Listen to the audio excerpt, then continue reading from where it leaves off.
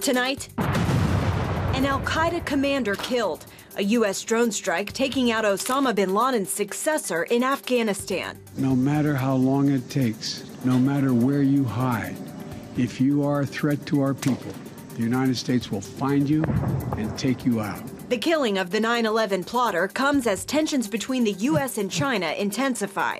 House Speaker Nancy Pelosi visiting Taiwan during her trip to Asia, provoking the ire of China. And abortion on the ballot. Kansas holds the first public referendum on abortion since the overturning of Roe v. Wade. All this and more tonight on Faith Nation.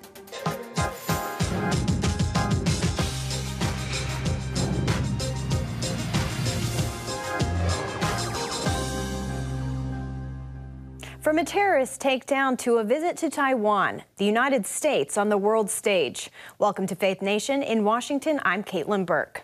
A major victory in the U.S. war on terror, President Biden ordering a secret drone attack targeting and killing the leader of al-Qaeda, said to be hiding in plain sight in Afghanistan. The death of Osama bin Laden's successor comes almost a year after the chaotic U.S. withdrawal from the country. Brody Carter is following this story. Brody, what do we know about the operation that took out al-Qaeda's #1? Caitlin, a senior White House official says this counter-terror operation took more than a month to plan and execute. Now, we know al-Qaeda leader Ayman al-Zawahiri. He was hiding in a safe house in the Afghan capital of Kabul, which is a breach of the agreement signed by the Taliban, promising not to harbor terrorists following the U.S. withdrawal from the country. Nearly 3,000 people were murdered in the terror attacks on 9/11. 21 years later, the U.S. government is still hunting those responsible. No matter how long it takes, no matter where you hide, if you are a threat to our people, the United States will find you and take you out. Sunday, the man who led al-Qaeda following Osama bin Laden's death in 2011 died in a drone strike ordered by President Biden. He made videos, including in recent weeks, calling for his followers to attack the United States and our allies.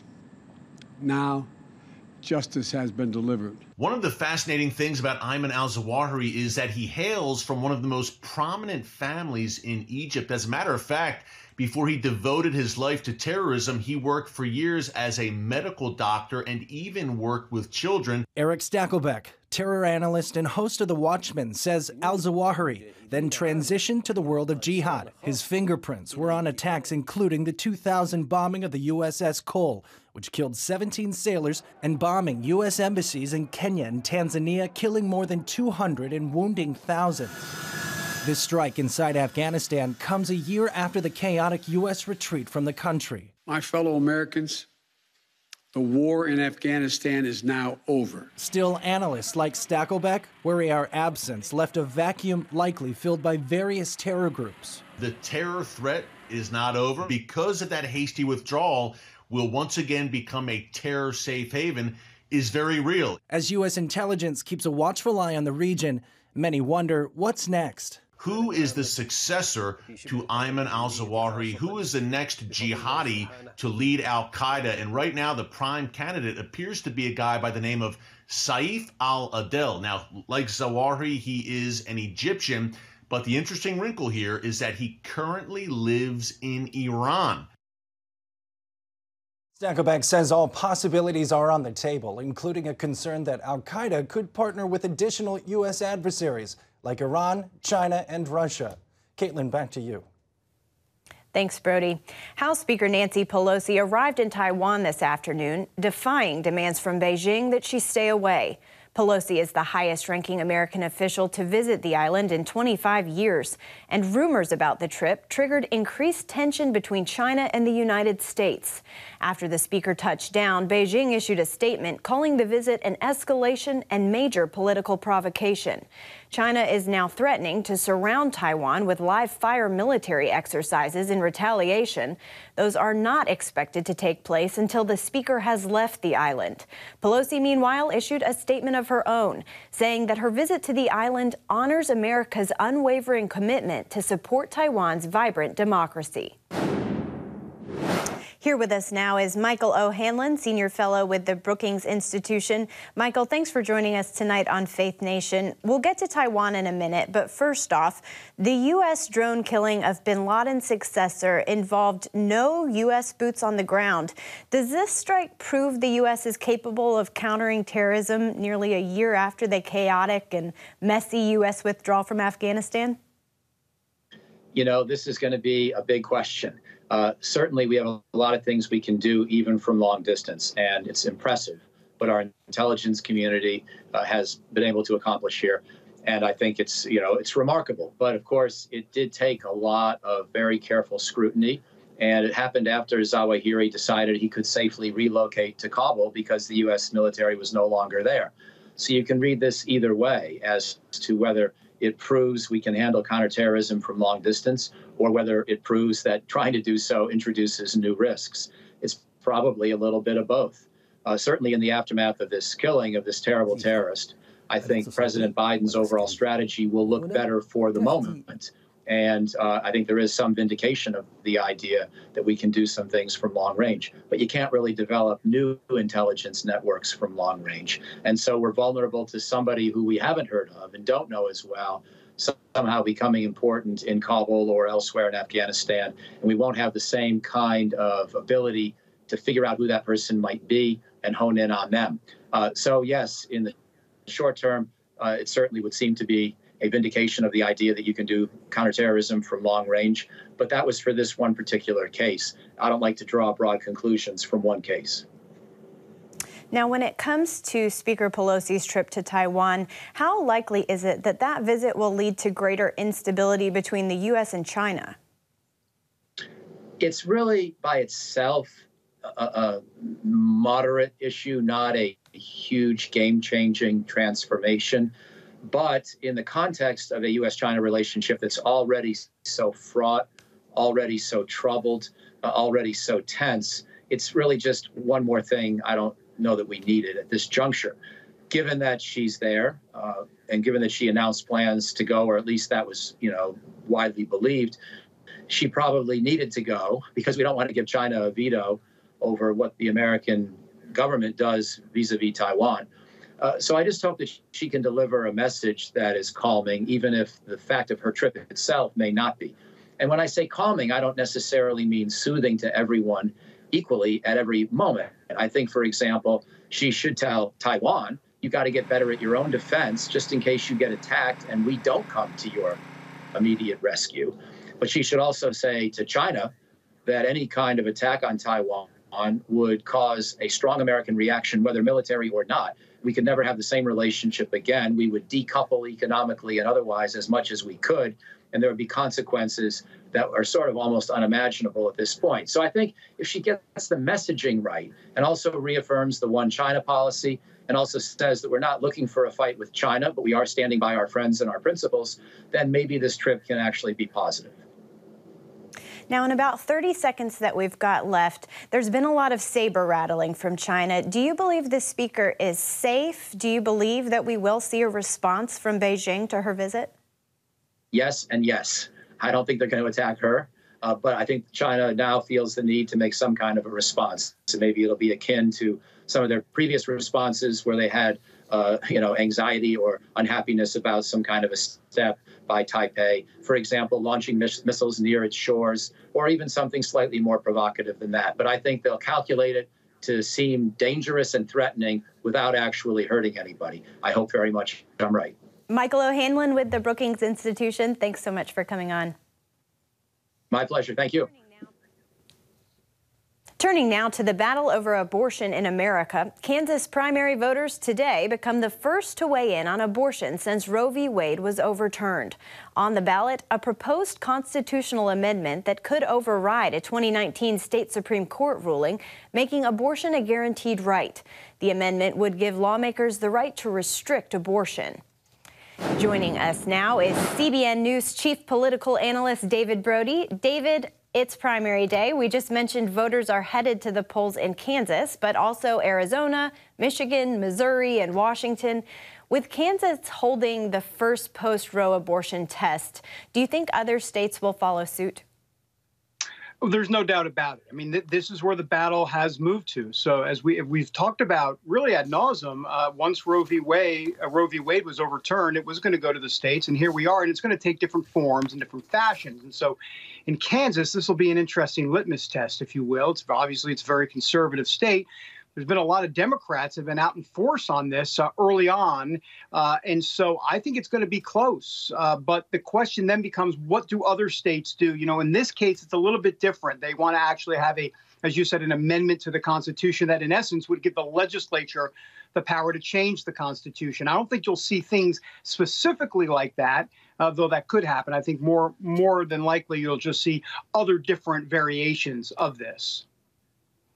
A group of senators are expected to introduce new bipartisan legislation that could codify abortion access. Does it stand a chance of making it through Congress? Let me think. Hold on no. I said it. I was unequivocal. No, it's not going to happen. And there's a lot of reasons why. Bottom line is nothing gets done in Congress, especially anything controversial. So let's start with a baseline of that. But then if you look at, you mentioned bipartisan legislation. Well, let's go into the details of what that means. Bipartisan means, it's the same cast of characters on the Republican side. Susan Collins, Lisa Murkowski, many of the pro-abortion senators that are on the Republican side. And so, look, ultimately, what does this mean? Democrats would need 60 votes. We say this all the time. I feel like a broken record, but it's true. Democrats are going to need 60 votes to pass anything controversial through. And unless Manchin and Sinema want to change the filibuster and make that 50 votes, then none of this stuff is going to get passed. And that's why Democrats are so frustrated with Manchin and Sinema, because they just won't do that, basically. We're seeing some major battles in swing states like Arizona, where Trump-backed former TV anchor Kari Lake is facing off against a Pence-backed candidate. Could the results there make or break Trump as the Republican Party kingmaker?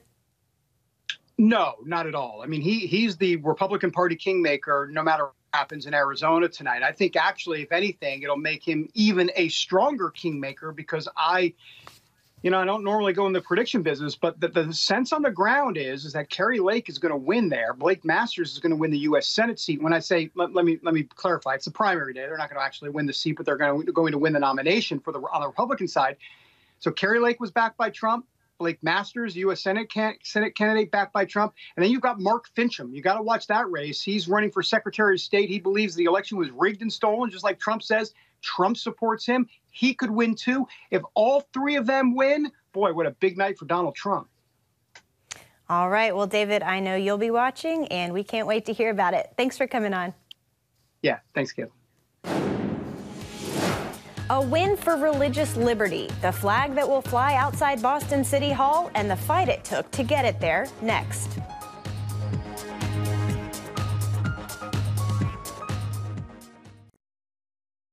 Tonight, the Justice Department is filing a lawsuit against Idaho, arguing the state's new abortion law violates federal law by prohibiting medically necessary procedures.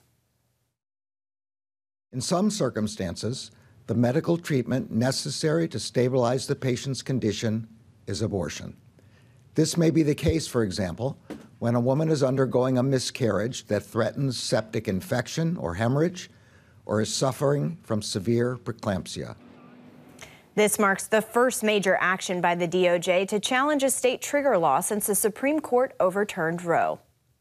Tomorrow morning, a Christian flag will fly over Boston, bringing an end to a years-long battle. Back in 2017, the city denied an application to raise the flag during an event hosted by Camp Constitution. The reason for the denial? The application form referred to the flag as Christian. After years of court cases, the Supreme Court ruled 9-0 that Boston's denial was unconstitutional under the First Amendment's free speech clause. Tomorrow, that flag will fly. Here with us now is Matt Staver, founder and chairman of Liberty Counsel, and one of the people who played a part in overcoming the court challenges to raising a Christian flag in Boston. Matt, thanks for coming on Faith Nation tonight. Quickly, before we get to the Boston case, the Justice Department announced that lawsuit against Idaho's abortion law. Do you think they have a case? No, I don't think they have a case, but that doesn't mean they're not going to try. They're going to try to intimidate people all over the country to push this pro-abortion agenda. So far, they're not doing very well, but obviously we're going to have a lot of resistance, a lot of work, great victory with overturning Roe, but now the real battle is beginning in all these 50 states. Now, with the Boston Christian flag case, what do you think led to that unanimous decision? Well, I think it was two things. First, it was religious hostility, and then it was the 1971 Supreme Court decision called Lemon versus Kurtzman, known as the Lemon Test, which, by the way, that has now been overturned as of June 27 this year. It began with our case that came down 9-0 on May the 2nd this year, and it was cited on June 27 to overturn the Lemon Test. What this has done is it has caused a lot of problems with the free speech, free exercise clause of the First Amendment, and it has put religion in a target. What happened in Boston is very symptomatic of what's been happening around the country, and that is every viewpoint was allowed for 12 years, 284 flag applications, no denials, lots of different individual viewpoints, even conflicting viewpoints. No problem in Boston. They had a public forum flag poll, and they said it was open to all applicants. But when Hal Shurtleff wanted to celebrate the Constitution, he wanted to have a short event, about an hour, in their public forum in the City Hall Plaza, and temporarily for this 1 hour raise the Christian flag. But it was the application and the word on the application that caught the attention and resulted in the censorship. It was the word Christian before the word flag. He was told if it's a Christian flag, it's not permissible. If you call the same flag something other than Christian, like Camp Constitution flag, call it a non-religious name, it's okay. So the same flag could have flown if Hal Shurtleff deemed it to be non-religious. If he used a term like Christian to describe the flag to be religious, then it was banned. So the same flag was okay. It just depends upon Hal's perception of that flag. I mean, you couldn't get more clear than they wanted to censor and discriminate against religious viewpoints. And that, I think, is what caught the attention of the justices. And we have an amazing, historic 9-0 victory in this case. So we will be celebrating the event that should have gone on without a hitch in 2017. We'll gather in the same place, celebrating the Constitution with Camp Constitution, and we will now join the ranks of others who've had their viewpoints permissible. Because of this historic Supreme Court decision, we will raise that Christian flag as we celebrate our Judeo-Christian heritage and history in Boston. Now, in about 30 seconds that we've got left, what kind of precedent does this set for other cases where the freedom of speech runs into the Establishment Clause's separation of church and state?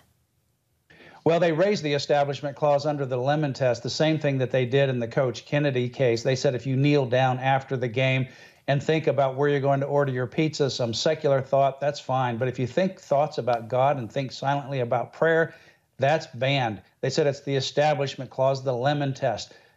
Now that Lemon Test, that bad decision is gone as of June 27, and it's because of the Camp Constitution case, Shurtleff versus City of Boston. So now free speech, free exercise of religion is alive and well. And the Establishment Clause, the court says, must be interpreted according to its historical meaning, not this judge-made gloss. All right, Matt Staver with Liberty Counsel, thank you. We'll be right back. Thank you.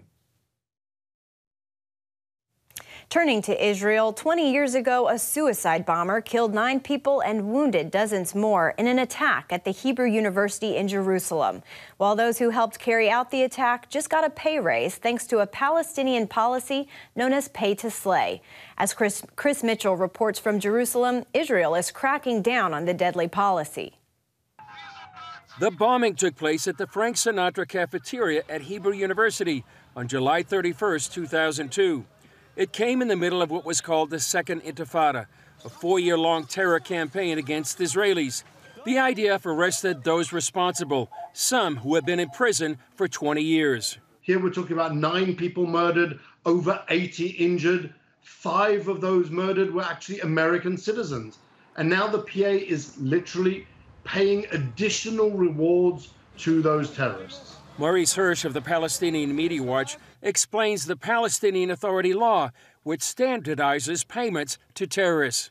And sets a pay scale which goes up, where the salary goes up every period of time on an automatic basis. So one of those increments is when you have served 20 years in jail, you then get a 14 and a bit% pay rise, and your salary goes up. Israel also passed its own anti-terror law in 2018.